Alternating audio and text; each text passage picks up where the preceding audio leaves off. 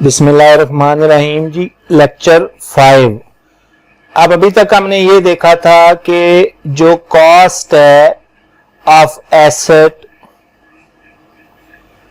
उसमें हमने बात की थी इनिशियल एक्सपेंडिचर्स की,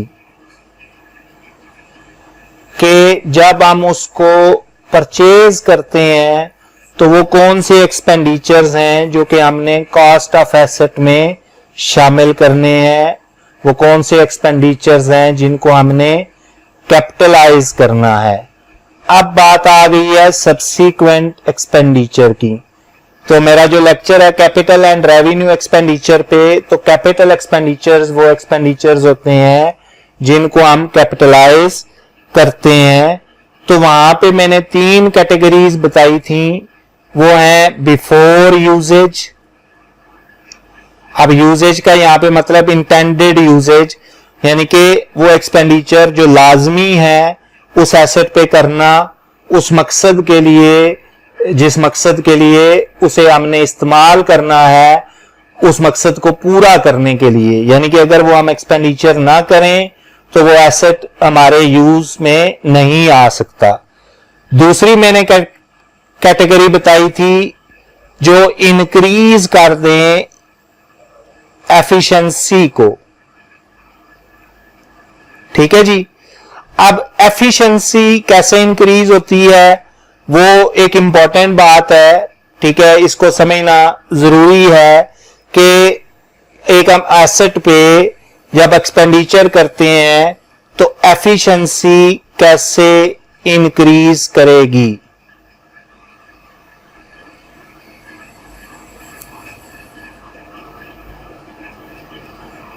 तो 2 इंपॉर्टेंट पॉइंट है वो याद रखने हैं आपने। Capacity increases. फॉर एग्जांपल एक एसेट था, वो बिफोर एक्सपेंडिचर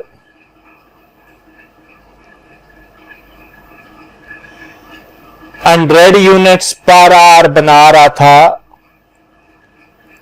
लेकिन आफ्टर एक्सपेंडिचर वो 120 यूनिट्स पर आवर बनाना शुरू कर दे, तो हम क्या कहेंगे, उसकी कैपेसिटी इंक्रीज कर गई है। उसके अलावा भी मैंने एग्जांपल्स दी थी कि आप गाड़ी का जो कंप्लीट इंजन है वो ओवरऑल करवा दें, डेंटिंग पेंटिंग करवा दें, तो उससे भी एफिशिएंसी इंक्रीज कर जाती है। तो वो जब आप गाड़ी का इंजन वगैरह इंक्रीज कर ओवरऑल करवाएं, डेंटिंग पेंटिंग करवाएं, तो बेसिकली फर्क किस पे पड़ता है, इंक्रीज इन यूजफुल लाइफ। ठीक है, तो यूजफुल लाइफ अगर बढ़ जाए तो तब भी हम कहते हैं कि एफिशिएंसी इंक्रीज कर गई है।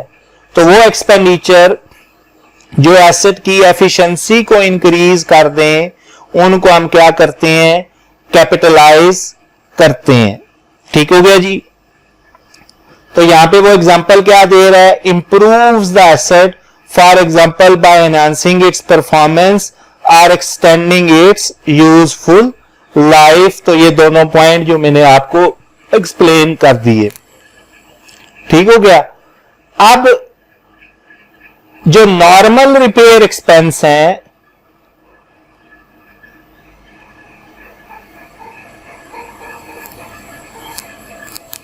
वो क्या करते हैं, वो एफिशिएंसी रीस्टोर करते हैं।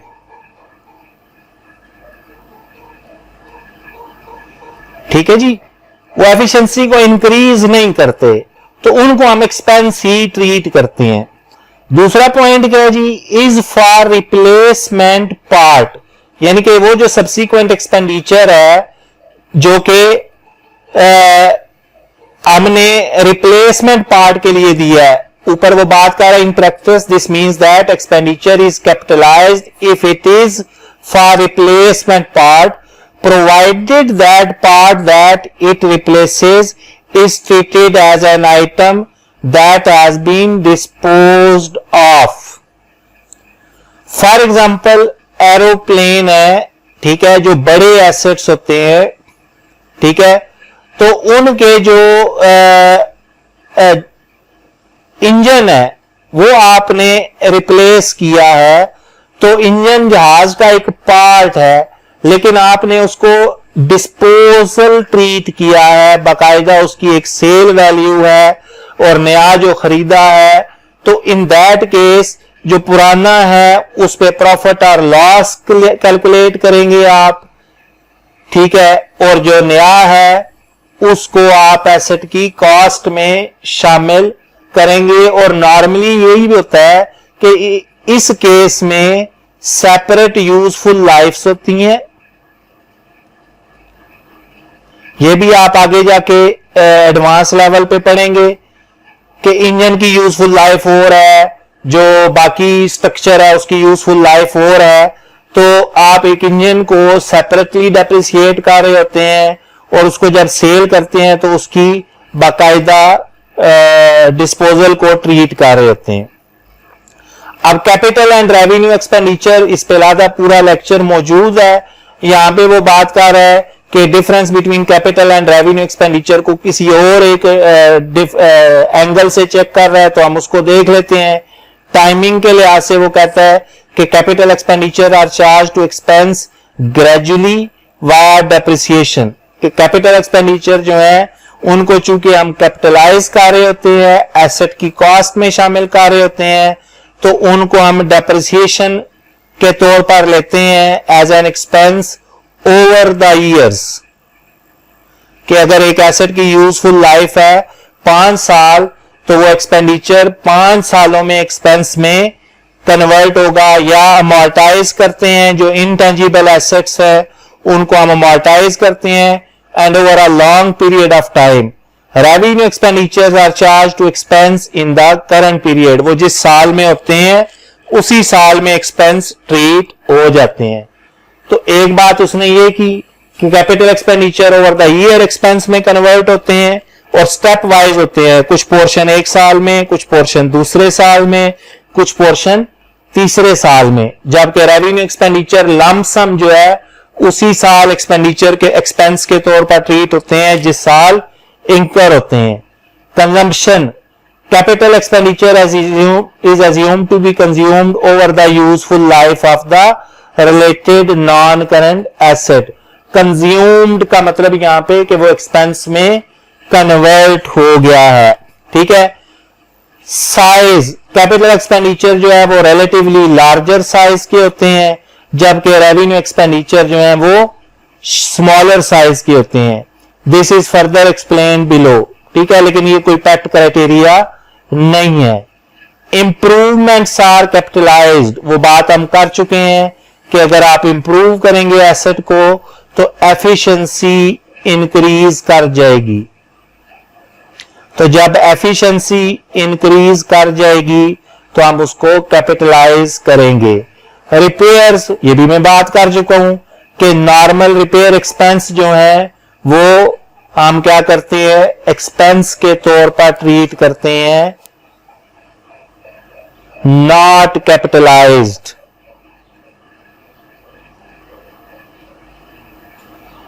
क्लियर हो गया जी।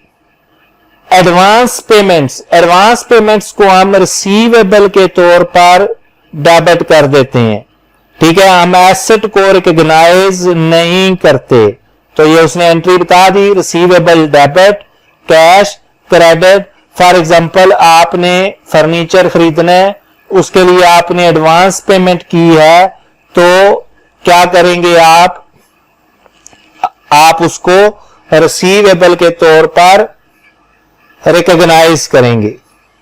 तो अब हम इस पे एक एग्जांपल देख लेते हैं जी।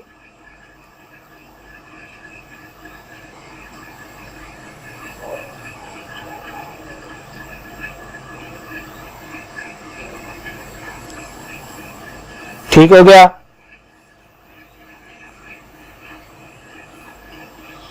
फर्नीचर है जी, उसकी कॉस्ट वैल्यू है ₹20,000। 1 जनवरी को आपने एडवांस पेड ₹1000। ठीक है जी। केस 1 है 31 जनवरी पेड ₹19,000 एंड फर्नीचर डिलीवर्ड, और हमें फर्नीचर डिलीवर हो गया। अब इस केस में हमने क्या किया है कि सारी पेमेंट कर दी है, क्योंकि टोटल कैश वैल्यू थी 20,000, एडवांस हमने दिया हुआ था 1,000। तो 1 जनवरी को हम एंट्री क्या करेंगे, रिसीवेबल डेबिट 1,000 से और कैश क्रेडिट 1,000 से। और 31 जनवरी को हम क्या करेंगे,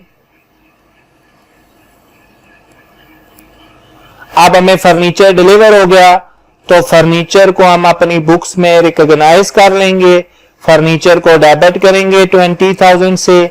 लेकिन 31 जनवरी को हमने कैश कितनी पे की है, कैश हमने पे की है 19,000, कैश क्रेडिट होगी 19,000 से। और वो जो रिसीवेबल हमारा था, अब वो रिसीवेबल नहीं रहा, वो एसेट खत्म हो गया, ये यहां पे डेबिट हुआ था एज एन एसेट, तो वो अब हमारा एसेट नहीं रहा, वो क्रेडिट हो जाएगा 1,000 से। तो क्रेडिट और डेबिट बराबर हो गए। ठीक है जी। केस 2 है जी, 1 जनवरी को हमने एडवांस दिया है ₹1,000 और 31 जनवरी को हमने ₹15,000 पेड एंड फर्नीचर डिलीवर्ड, और हमें फर्नीचर डिलीवर हो गया है। तो अब अगेन 1 जनवरी को हम एंट्री क्या करेंगे, जो ऑलरेडी की थी, रिसीवेबल डेबिट कितने से 1,000 से, कैश क्रेडिट कितने से 1,000 से। अब 31 जनवरी को हम क्या करेंगे, फर्नीचर डिलीवर हो गया तो फर्नीचर डेबिट होगा कितने से 20,000 से। कैश कितनी पे की है हमने, कैश पे की है 15,000, तो कैश क्रेडिट होगी 15,000 से। वो जो रिसीवेबल है, अब रिसीवेबल नहीं रहा, क्योंकि अब हमें फर्नीचर मिल गया है 1,000। तो अभी तक हमने 16,000 पे किया है, 15,000 31 जनवरी को और 1,000 1 जनवरी को। बाकी जो 4,000 है वो पेएबल क्रेडिट हो जाएगा एज अ लाइबिलिटी। क्लियर हो गया जी। तो ये हमारा, अगर हम एडवांस पे कर रहे हैं तो ये उसकी ट्रीटमेंट आ गई। ठीक है, कि एडवांस पेमेंट को आप एसेट ट्रीट नहीं करते, जब आप एडवांस पेमेंट करेंगे तो आप उसको रिसीवेबल ट्रीट करेंगे।